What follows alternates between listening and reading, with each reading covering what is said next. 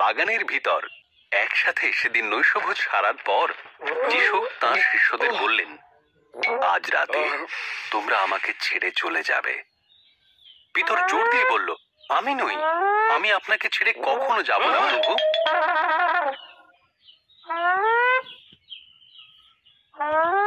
যিশু তাকে বললেন, ভোরের মোরগ নতুন দিনকে আহ্বান করার আগে তুমি 3 বার বলবে যে তুমি আমাকে চেনো না। এই কাজ করার আগে আমার আপনার সাথে মৃত্যুবরণ করা শ্রেয়। পিতর বলল।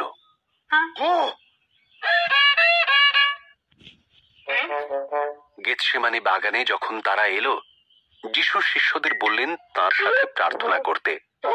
শিষ্যরা খুবই ক্লান্ত হয়ে গিয়েছিল, তারা ঘুমিয়ে পড়ল। পরম পিতার কাছে যিশু একাই প্রার্থনা করলেন।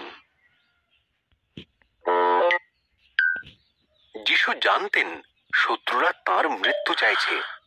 তিনি এটাও জানতেন ঈশ্বর তার জন্য মৃত্যুর পরিকল্পনাই করে রেখেছেন। তিনি পরম পিতার কাছে প্রার্থনা করলেন, আমাকে অন্য পথ দেখাও, নয়তো তুমি যা বলবে আমি তাই করব।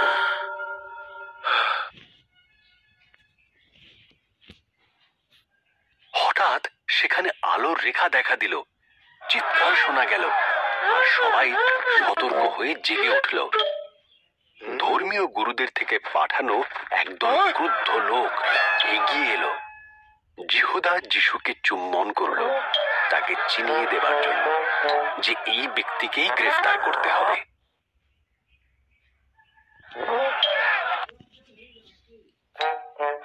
আমি সে যাকে তোমরা খুঁজছো, যিশু বললেন।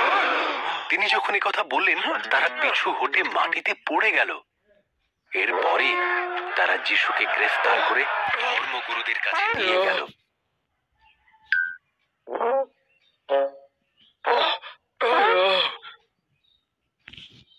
যিশুর অধিকাংশ শিষ্যরাই পালিয়ে গেল, কিন্তু পিতর তাকে অনুসরণ করল। একটা উঠোনে সে অপেক্ষা করতে লাগলো কি হয় তা দেখার জন্য। তুমি যিশুর সাথে ছিলে না? কেউ একজন জিজ্ঞাসা করলো।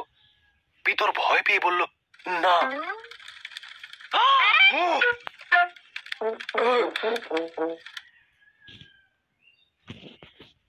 আরো 2 জন লোক একই প্রশ্ন জিজ্ঞাসা করলো। তোমরা ভুল করছো, পিতর বলল, আমি যিশুকে চিনি না। পিতর যিশুকে 3 বার অস্বীকার করল। যখন সে ভোরবেলা মোরগের ডাক শুনতে পেল, সে কেঁদে ফেলল।